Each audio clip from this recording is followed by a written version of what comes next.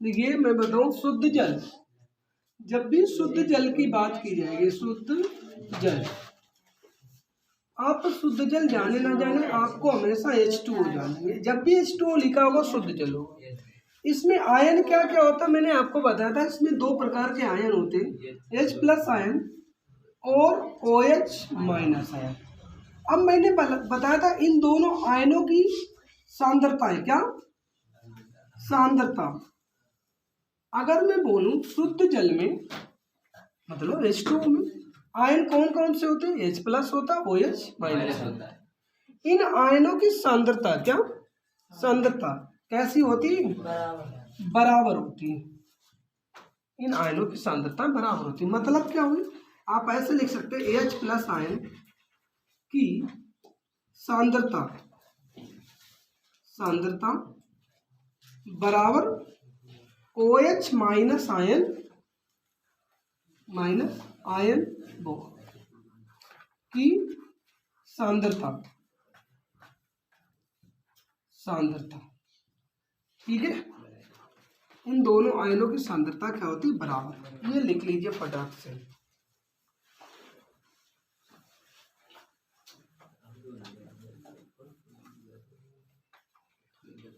ठीक है ना। और एक फॉर्मूला आप बनाएंगे, कौन सा फॉर्मूला? देखिए इधर देख लीजिए, बाद में नोट करेंगे। H+ आयन की सांद्रता, और मैं बोलूं दूसरे कोष्ठक में लिख दो गुणा से OH- आयन की सांद्रता। दोनों की सांद्रताओं का अगर गुणनफल निकाले, क्या निकाले? गुणनफल, तो वो हमेशा होता है 10⁻⁻14 के बराबर। कितनी सांद्रता होती है? H+ आयन की सांद्रता और OH- आयन की सांद्रता कितने के बराबर होती है? 10⁻⁻14। अब इसी प्रकार अगर दोनों की बराबर होती, बराबर का मतलब ये बताओ 14 है, इसकी और इसकी सांद्रता क्या है? बराबर। जितनी सांद्रता इसकी होगी उतनी इसकी होगी। तो बताओ H+ आयन, इसलिए आप ऐसे लिखेंगे H+ आयन की सांद्रता बराबर OH- आयन की सांद्रता बराबर क्या हो जाएगी? 1 गुणे। आप इसको भी 1 गुणे कर सकते हैं, क्योंकि ऐसे लिखने में सही नहीं होगा। तो 10 की पावर क्या हो जाएगा? -7। अब मैं अगर आपसे पूछूं तो बहुत सारे बच्चे ये नहीं बता पाएंगे कि ऐसा कैसे हो गया, ये 7 कैसे आ गया। मैंने बोला भाई साहब ये क्या है? गुणनफल देख लीजिए, मैं बता रहा हूँ। ये क्या लिखा है? गुणा ही तो लिखा है। ये क्या 10 की पावर क्या लिखा है? 14। तो ये पावर कैसे, जब इनकी पावर बराबर है? तो बताइए H+ गुणे OH- बराबर क्या है? 14। 10⁻⁻14, यही तो है। इनकी बराबर सांद्रता है बराबर, यही तो बोला है। तो इसकी सांद्रता अगर देखो 10⁻⁻7 होगी, इसकी सांद्रता कितनी होगी बताइए? इसकी सांद्रता क्या होगी? 10⁻⁻7। बोला क्यों? क्योंकि मैंने बोला कि इन दोनों का ये देखो आधार एक बार लिखा जाता है और गाते कैसी होती? जुड़ जाते हैं, हो गए -14। तो इसलिए इसकी सांद्रता क्या आ जाएगी? यही तो आ जाएगी। अगर बोलो H+ आयन की सांद्रता क्या होती? 1 × 10⁻⁻7। और इसी प्रकार OH- आयन की सांद्रता क्या होती? 1 × 10⁻⁻13। अगर 1 लिखना चाहे तो लिखे, ना लिखे तो कोई दिक्कत नहीं है। ठीक है ना, समझ गए? दो चीजें अभी सीखी। शुद्ध जल H2O की सांद्रता कौन कौन सी होती है? एक तो H+, एक OH-। और इनकी सांद्रता हमेशा क्या होती? बराबर। अर्थात H+ आयन की सांद्रता बराबर OH- आयन की सांद्रता। और इन आयनों का गुणनफल, इन आयनों की सांद्रता का गुणनफल किसके बराबर होता है? 10⁻⁻14।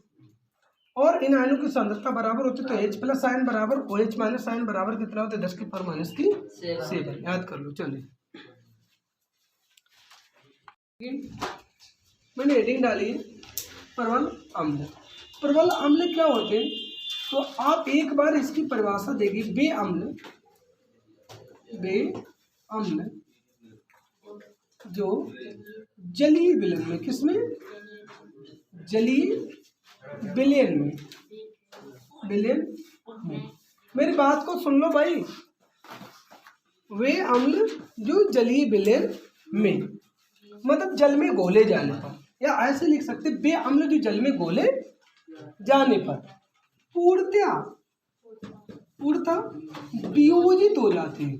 भाई वियोजन मीन्स क्या होता है? वियोजित हो जाते हैं। वियोजन मीन्स क्या होता है? टूटना। भाई बताया तो था मैंने, ये जैसे HCl है, ये पूर्ण रूप से टूट जाए किसमें? H+Cl, पूरा पूरा टूट जाए, कुछ भी बचे नहीं, कोई भी इसका भाग बचना नहीं चाहिए। अगर पूर्णतः टूटता है तो क्या कहलाएगा? प्रबल अम्ल। प्रबल अम्ल के उदाहरण क्या है? जैसे हाइड्रोक्लोरिक अम्ल, सल्फ्यूरिक अम्ल और नाइट्रिक अम्ल। आपको बता दें सल्फ्यूरिक अम्ल, वो हाइड्रोक्लोरिक अम्ल, सल्फ्यूरिक अम्ल, नाइट्रिक अम्ल, ये तीनों अम्ल दुर्बल भी आपको मिलते हैं। होते प्रबल है लेकिन इनको दुर्बल बना लिया जाता है। ठीक है ना? सुनो, अब मैं आपको बोलूं दुर्बल अम्ल जो पहले से ही दुर्बल है तो वो क्या क्या कहलाएंगे? वे अम्ल जो जल में, जलीय विलयन में पूर्णतः वियोजित नहीं होते, मतलब जल में घोले जाएंगे तो पूर्ण रूप से टूटेंगे नहीं, और जो पूर्ण रूप से नहीं टूटते वो क्या कहलाते हैं? दुर्बल अम्ल। उदाहरण H2S, hydrogen sulphide, HCl, hydrogen cyanide, CCH3 क्या होता है बताओ? क्या होता है? एस्टिक अम्ल होता है। ठीक है ना, जिसको हम सिरका बोलते हैं। क्या बोलते हैं? सिरका। तो ये सिरका हो गए। और ये क्या होता है? कार्बोनिक अम्ल। सुनिए, इसी प्रकार प्रबल क्षार बोले तो यही परिभाषा याद कर लीजिए। वे केवल यहाँ की जगह क्या आ जाएगा? क्षार। तो वे क्षार जो जल में पूर्णतः वियोजित हो जाते हैं, जल में घोलने पर पूर्ण रूप से बट जाए। बोला बटेंगे कैसे? तो मैंने कहा ऐसे बटते, देखो Na+ में और OH- पूर्ण रूप से अलग अलग हो जाते तो क्या कहलाएंगे? प्रबल क्षार। प्रबल क्षार कौन कौन से होते? एक तो सोडियम हाइड्रोक्साइड है, पोटेशियम। दुर्बल क्षार क्या होते? वे क्षार जो जल में पूर्णतः घुलते नहीं, जैसे अमोनियम। ठीक है ना?